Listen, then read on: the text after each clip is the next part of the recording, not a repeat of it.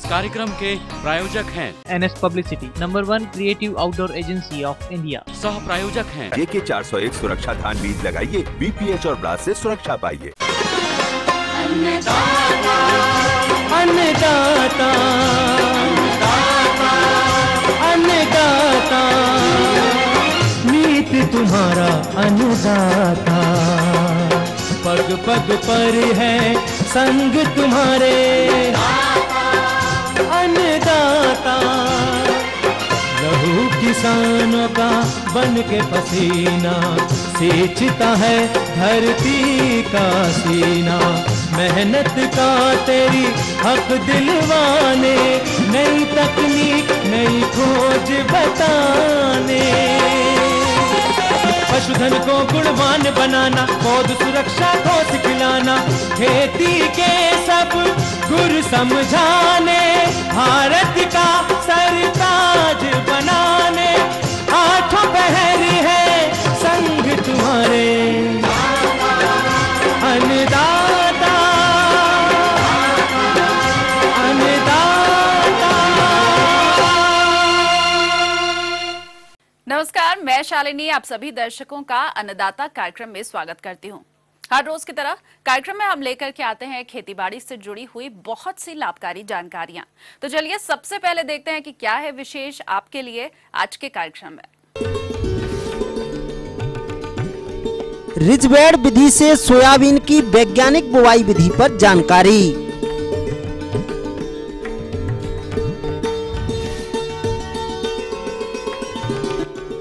मिर्च की उन्नतशील किस्में एवं नर्सरी तैयारी।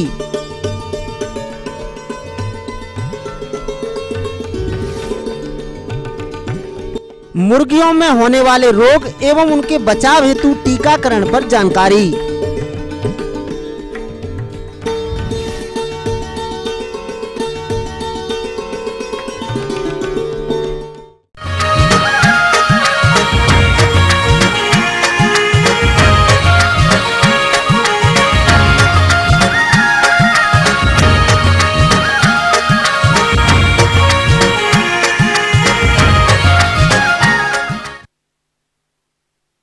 हम सभी जानते हैं कि अपने राज्य मध्य प्रदेश को सोया प्रदेश के नाम से भी जाना जाता है, लेकिन सोयाबीन की खेती अगर वैज्ञानिकों द्वारा विकसित नई तकनीकी रिजबैंड विधि से की जाए तो किसान भाई फसल से अधिक उपज प्राप्त कर सकते हैं।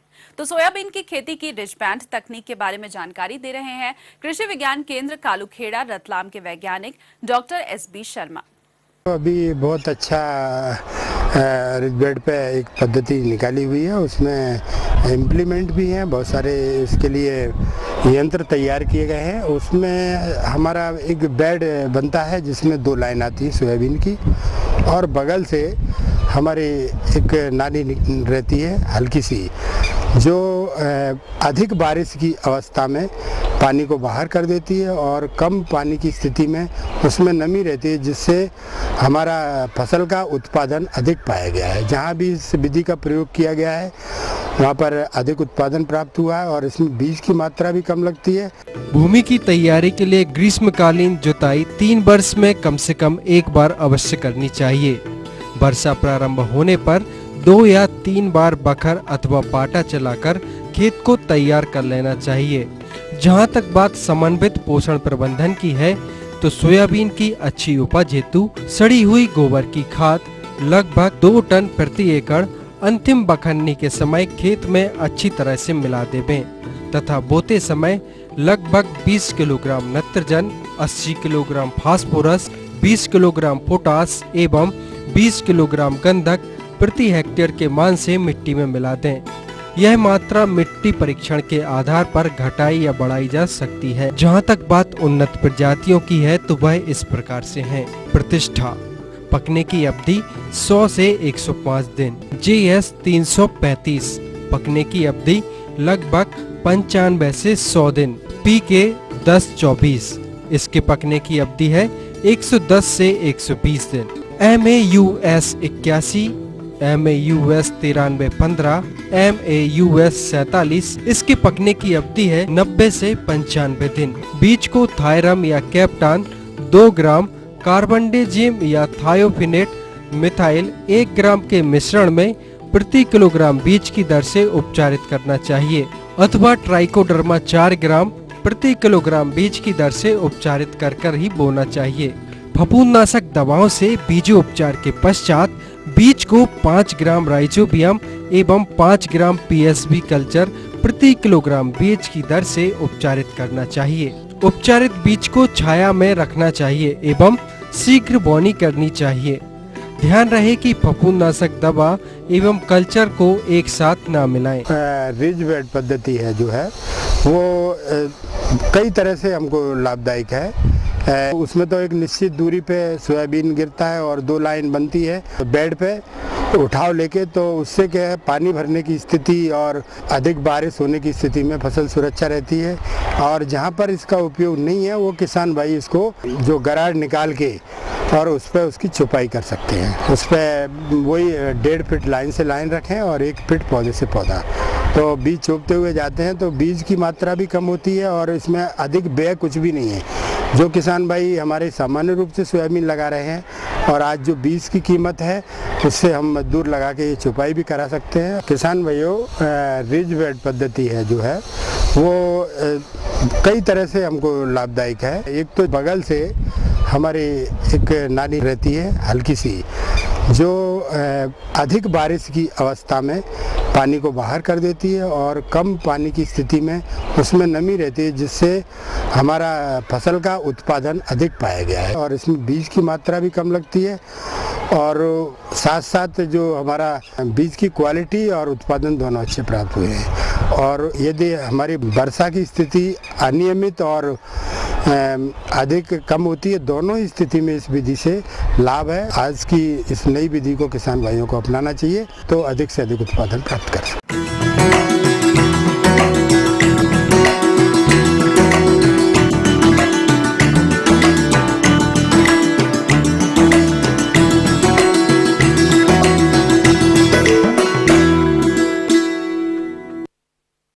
प्रदेश के जो किसान भाई मिर्च की खेती करते हैं उनके लिए अभी नर्सरी तैयार करने के लिए उचित समय चल रहा है, लेकिन नर्सरी से स्वस्थ पौध तभी मिलेगी जब आप नर्सरी की तैयारी और देखरेख वैज्ञानिक संस्तुतियों को ध्यान में रखकर करेंगे।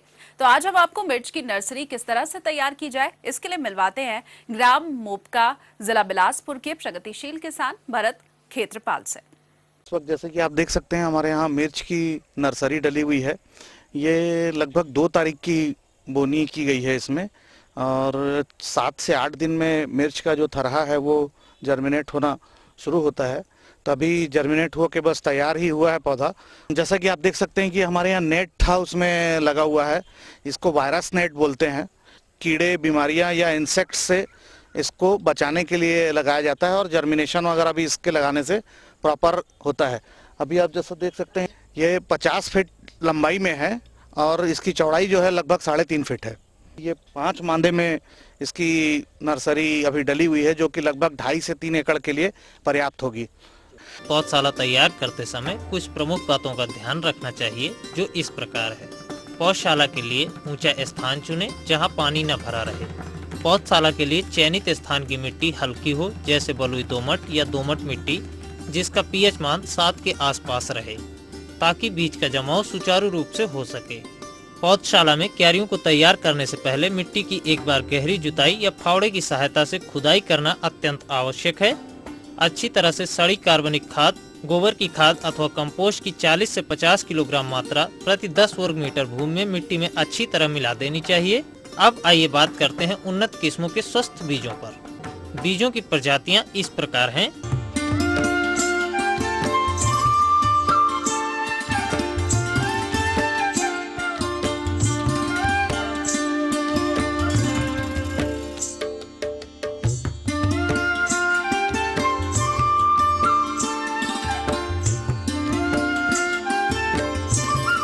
बीज बुआई से पूर्व बीज को कार्बेंडाजिम 2 ग्राम दवा प्रति किलोग्राम बीज की दर से उपचारित अवश्य कर लें।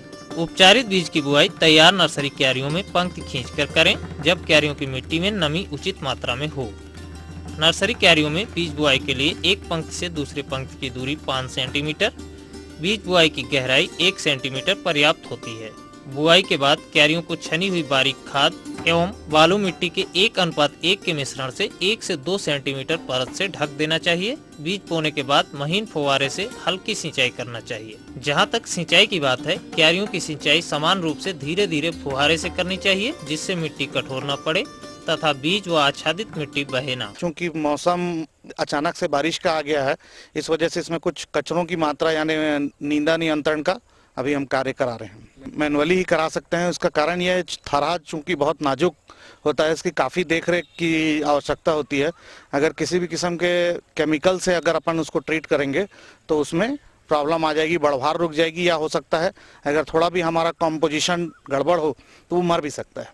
कि ड्रिप की पाइपें लगाकर और कुछ ड्रेंचिंग करके, दोनों ही तरीकों से इसमें पानी दिया जाता है। क्योंकि पहले में शुरुआत के दौर में इसमें काफ़ी पानी की आवश्यकता होती है, इसलिए लगातार इसमें ड्रेंचिंग होती है पानी की। और जब पौधा संभल जाएगा तो 2 दिन के बाद में भी पानी लगेगा और 1 महीने में ही ये तैयार हो जाएगी। उसके 25 दिन तक इसमें रोज पानी लगता रहेगा। तब तक अगले 15 दिनों में ये लगाने लायक हो जाएगा। उस समय फिर इसका उखाड़ के हम ट्रांसप्लांट कर देंगे। खाद वगैरह नर्सरी में हमको आवश्यकता नहीं होती। शुरुआत में थोड़ा सा DAP डाल करके नर्सरी दी गई है। उसके अलावा किसी किस्म के खाद की इसको आवश्यकता नहीं है। सिर्फ पानी और बीमारियों से बचाने के लिए जो भी करना पड़ेगा मौसम के अनुकूल हमको वो ही देखना होगा। तो ये थी कुछ उपयोगी जानकारियां। अब लेते हैं एक छोटा सा ब्रेक, जल्द ही वापस लौटेंगे और कार्यक्रम में आगे हैं कुछ और महत्वपूर्ण जानकारियां, तो आप बने रहिए हमारे साथ।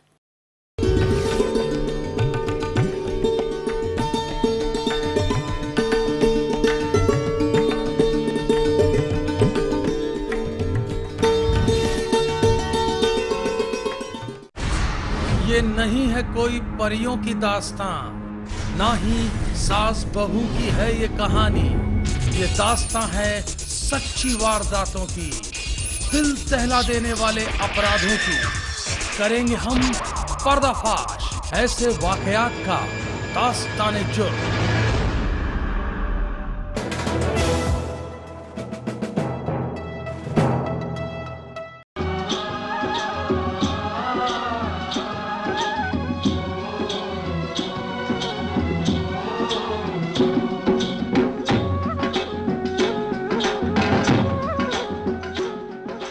ब्रेक के बाद एक बार फिर से आप सभी दर्शकों का अन्नदाता कार्यक्रम में स्वागत है और अब बढ़ते हैं अगली प्रस्तुति की ओर।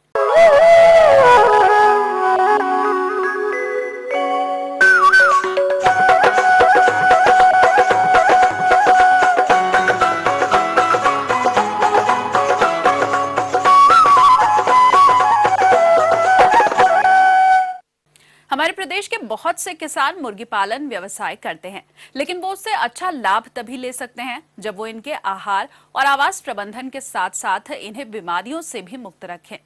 तो मुर्गियों में होने वाली बीमारियों का टीकाकरण कब कराएं, आइए जानते हैं नानाजी देशमुख पशु चिकित्सा एवं पशु विज्ञान विश्वविद्यालय जबलपुर के वैज्ञानिक डॉक्टर गिरिराज गोयल से। किसान भाइयों, जैसा कि आप सभी को विदित है, मुर्गियों में एक बार रोग आ जाने के बाद उनका निदान होना अत्यंत ही कठिन है।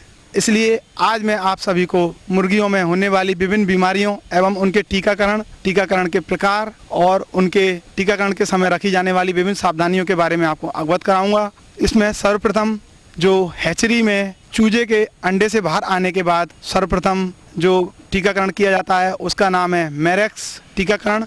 यह एक विषाणुजन्य बीमारी है एवं इस बीमारी का असर चूजावस्था में एवं वयस्क अवस्था में भी दिखाई देता है। इस बीमारी के प्रमुख लक्षण हैं मुर्गी लंगड़ाकर चलती है और उसके पंख भी टेढ़े हो जाते हैं और ऐसा लगता है जैसे मुर्गी को लकवा मार गया है। ऐसी स्थिति में मुर्गी की मृत्यु अवश्यंभावी हो जाती है। अतः इस रोग से बचाव के लिए हैचरी में ही जब मुर्गी का बच्चा 1 दिन का होता है उसी समय मुर्गी के मांस में इस टीका का 10.5 ml मात्रा प्रवेशित करा दी जाती है, जिससे कि पूरे जीवन भर मैरेक डिसीज की संभावनाएं खत्म हो जाती हैं। रानीखेत भी एक विषाणुजन्य बीमारी है और वर्तमान में यह सबसे खतरनाक बीमारी मानी जाती है, क्योंकि इस बीमारी के फैलने पर मुर्गियों का पूरा समूह बहुत ही कम समय में मृत्यु को प्राप्त हो जाता है। अतः रानीखेत बीमारी के टीकाकरण का आप लोगों को विशेष ध्यान रखना है। जब मुर्गी की अवस्था 3 से 4 दिन की हो जाती है तब मुर्गी में रानीखेत डिसीज की F1 स्ट्रेन वैक्सीन लगाई जाती है और इस वैक्सीन का उपयोग 0.5 ml मात्रा में किया जाता है या 1 ड्रॉप मात्रा में मुर्गी की आंख या नाक में बड़ी सावधानी पूर्वक डाल दिया जाता है और इसके द्वारा प्रारंभिक अवस्था में होने वाली रानीखेत डिसीज से बचाव किया जा सकता है। अगला टीकाकरण 7 से 10 दिन की अवस्था में किया जाता है। इस अवस्था में IBD मतलब गुम्बारो डिसीज का टीकाकरण किया जाता है। यह भी एक विषाणुजन्य बीमारी है। इस बीमारी के होने पर मुर्गियों की रोग प्रतिरोधक क्षमता बहुत कम हो जाती है, जिससे मुर्गियों में विभिन्न प्रकार के जीवाणुजन्य रोग हो जाते हैं और मुर्गियों की मृत्यु बहुत अधिक मात्रा में होती है। अतः इस गुम्बारो डिसीज के टीकाकरण भी आँख में या नाक में मुर्गियों की 1 बूंद मात्रा इस टीके की डालकर किया जा सकता है। इसके बाद में पुनः रानीखेत डिसीज का टीकाकरण 18 से 21 दिन की अवस्था में किया जाता है और इसमें भी F1 या लासोटा स्ट्रेन का उपयोग किया जाता है और आँख या नाक में 1 बूंद वैक्सीन की मात्रा प्रवेशित कराकर इसका टीकाकरण किया जा सकता है। इसके उपरांत 28 दिन की अवस्था में अगर मुर्गी अंडे देने वाली हों तो उनमें इन्फेक्शियस ब्रोंकाइटिस नामक बीमारी का टीकाकरण किया जाता है। यह बीमारी मुख्य रूप से वयस्क मुर्गियों में होती है और इस बीमारी के कारण मुर्गियों के अंडा उत्पादन क्षमता में कमी आती है। अंडे का जो कवच होता है उसकी गुणवत्ता बहुत कम हो जाती है और कई बार आधे बने हुए अंडे ही मुर्गी देती है, जिससे कि किसानों को बहुत ही अधिक आर्थिक क्षति होती है। अतः 28 दिन की अवस्था में अंडे देने वाली मुर्गियों में IB का वैक्सीनेशन किया जाता है और इसकी मात्रा भी 0.5 ml मास में प्रवेशित कराकर इसका टीकाकरण किया जाता है। इसके उपरांत 35 दिन की अवस्था में गुम्बारो डिसीज का पुनः वैक्सीकरण किया जाता है। इसके उपरांत कुछ क्षेत्रों में जहां पर ILT इन्फेक्शियस लैरिंजोट्रैकाइटिस डिसीज पाई जाती है वहां पर इस वैक्सीन का ILT वैक्सीन का उपयोग भी किया जाता है और इसकी अवस्था 35 से 40 दिन है। इसके उपरांत 42 से 52 दिन की अवस्था में पुनः रानीखेत डिसीज का टीकाकरण किया जाता है और इसके लिए 42 से 52 दिन की अवस्था में मास्क में R2B स्ट्रेन की वैक्सीन का 0.5 ml मात्रा प्रवेशित कराकर इसका उचित उपयोग किया जा सकता है। उसके उपरांत प्रत्येक 20 सप्ताह के अंतराल पर रानीखेत डिसीज का R2B स्ट्रेन का वैक्सीनेशन मास में प्रवेशित कराकर करना चाहिए। इसके साथ में विभिन्न क्षेत्रों में पाई जाने वाली विभिन्न विशेष बीमारियों का टीकाकरण भी विषय विशेषज्ञों की सलाह के अनुसार किसान भाइयों को करवाना चाहिए। वैक्सीनेशन के समय रखी जाने वाली सावधानियों में सबसे प्रमुख इसकी कोल्ड चेन अर्थात शीत श्रृंखला को बनाए रखना है, क्योंकि ज़्यादातर वैक्सीन गर्मी के संपर्क में आने पर खराब हो जाती हैं एवं उनकी गुणवत्ता नष्ट हो जाती है। दुकान से खरीदते हैं तो उसको शीतल वस्तु में रखें या उसके चारों तरफ बर्फ़ की एक परत लगाकर वैक्सीन को फार्म तक पहुंचाएं एवं उसके उपयोग करने तक उसको फ्रिज में रखें एवं प्रयास करें कि वैक्सीन बहुत पुराना ना हो। जब वैक्सीन को उपयोग किया जाना है तभी उसको आप मार्केट से क्रय करें एवं उसका अतिशीघ्र उपयोग करें। वैक्सीनेशन करने वाले व्यक्ति को अपने हाथों को पूरी तरह से साबुन से अच्छी तरह से साफ कर लेना चाहिए। सुरक्षात्मक कपड़े पहनकर ही वैक्सीनेशन करना चाहिए। आगे और भी है कुछ रोचक जानकारियां, पर यहाँ पर रुकेंगे एक और कमर्शियल ब्रेक के लिए। जल्द हाजिर होंगे।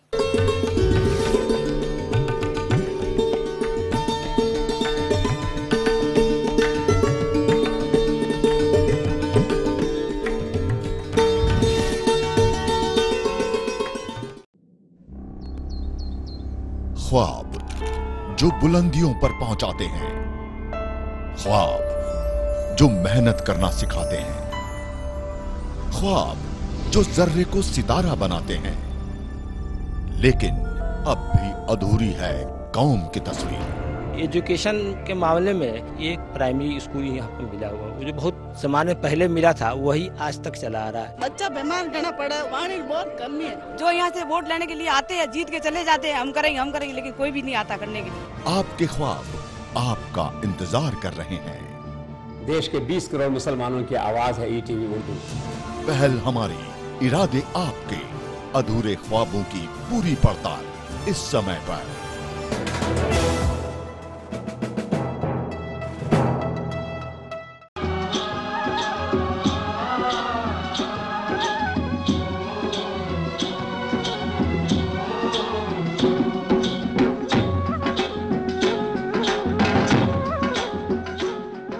ब्रेक के बाद आप सभी दर्शकों का स्वागत है और चलिए अब रुख करते हैं अगली कड़ी की ओर।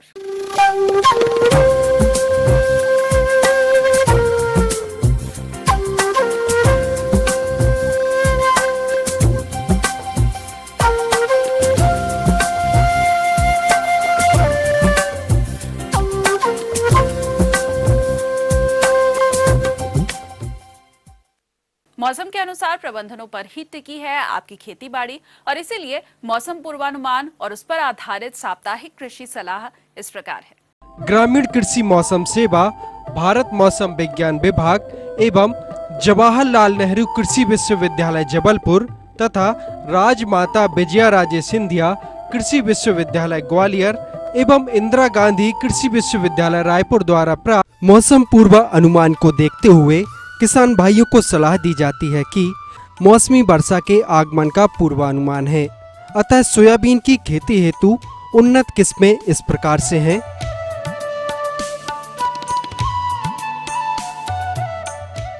जो किसान भाई अरहर की खेती करना चाहते हैं उनके लिए अरहर की उन्नत जातियां इस प्रकार से हैं।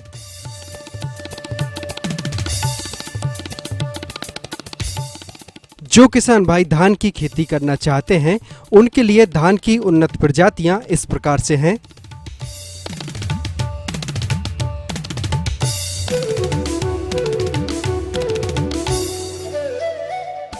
किसान भाई इन किस्मों में से अपने क्षेत्र के अनुसार किस्मों का चयन कर बुवाई कर सकते हैं। बुआई से पूर्व बीजों को फफूंदनाशक दवा से अवश्य उपचारित करें। बरसात के मौसम में सब्जियां जैसे टमाटर, मिर्ची, बैगन लगाने के लिए नर्सरी की तैयारी करें। ग्रीष्मकालीन मूंग एवं उड़द की अति शीघ्र कटाई करें। खरीफ फसलों की बोनी के पूर्व खेतों में लगने वाले कृषि यंत्र एवं उपकरण की व्यवस्था कर मरम्मत कर लें। फसलों की कटाई उपरांत खेत में बचे फसल अवशेष को जलाएं नहीं बल्कि जुताई कर उन्हें मिट्टी में दबा दें।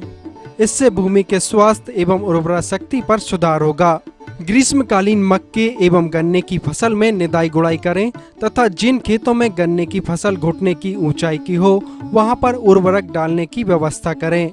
साथ ही साथ पौधों के आसपास मिट्टी चढ़ाने का कार्य अवश्य करें तथा नमी को देखते हुए सिंचाई की व्यवस्था करें। मक्के की फसल में तना छेदक कीट का प्रकोप दिखाई दे रहा हो तो कार्बोफ्यूरान 2 से 3 दाना प्रति पौधे के ऊपरी भाग में डालें। जो किसान भाई फलदार पौधे लगाना चाहते हैं वे वर्तमान में खेतों की तैयारी करें। साथ ही साथ खेतों में वर्षा ऋतु में पौधे लगाने हेतु गड्ढे तैयार करना प्रारंभ करें। फलदार वृक्षों के तनों पर बार ईटिंग कैटरपिलर यानी छाल खाने वाली इल्ली दिखाई देने पर इनके बनाए हुए स्थानों पर मिट्टी का तेल या कोई भी कीटनाशक दवा छेदों में डालकर गीली मिट्टी से ढक दें। नवीन रोपित फलदार पौधों को लू से बचाने के लिए घास फूस की टटिया बनाकर लगावें एवं थालों में पर्याप्त मात्रा में नमी बनाए रखें। मुर्गीशाला की छत पर घास फूस के छांव की व्यवस्था करें। साथ ही गर्म हवाओं को रोकने हेतु उचित व्यवस्था करें। मौसम पूर्व अनुमान को देखते हुए पशुओं को दिन में 11 से 4 तक चारागाह न भेजें, खासकर भैंस वर्गीय पशुओं को। इससे दुग्ध उत्पादन प्रभावित होता है। पशुओं को गलघोंटू एवं लंगड़िया रोग से बचाव हेतु टीकाकरण की तैयारी करें। ये टीके मई और जून माह में अवश्य लगवाएं।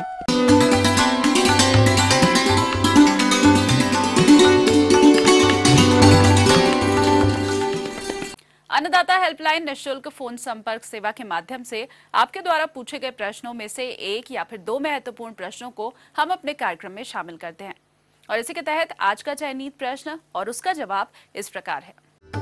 आज हमने जिस प्रश्न को कार्यक्रम में शामिल किया है उसे पूछा है ग्राम वैदपुरा जिला मुरैना के कृषक जगदीश यादव ने।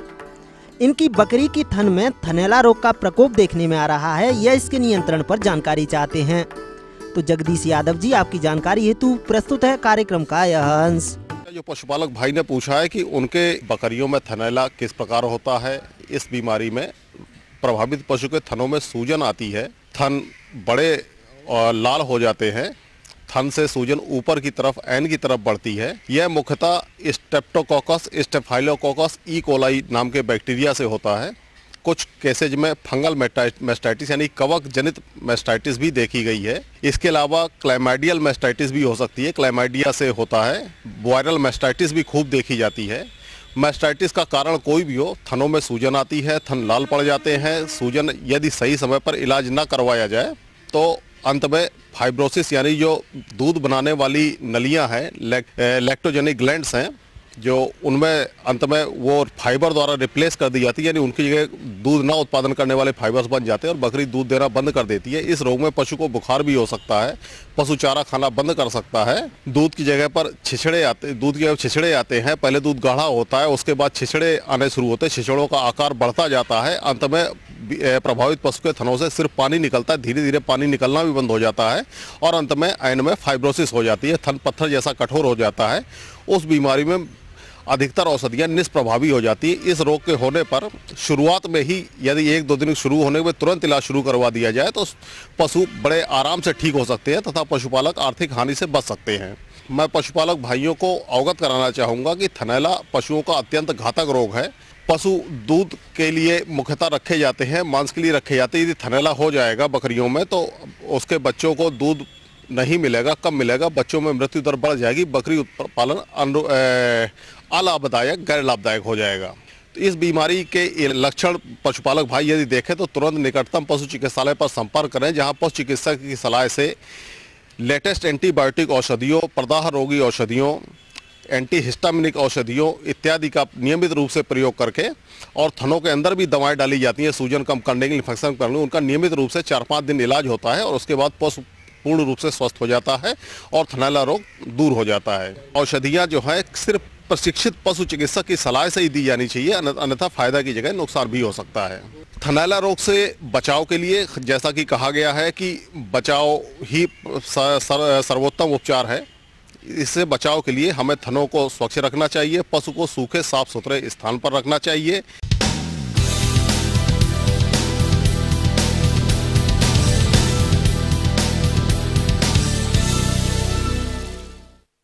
राज्य की विभिन्न मंडियों में कृषि उत्पादों के चढ़ते उतरते बाजार भाव की संक्षिप्त जानकारी इस प्रकार है।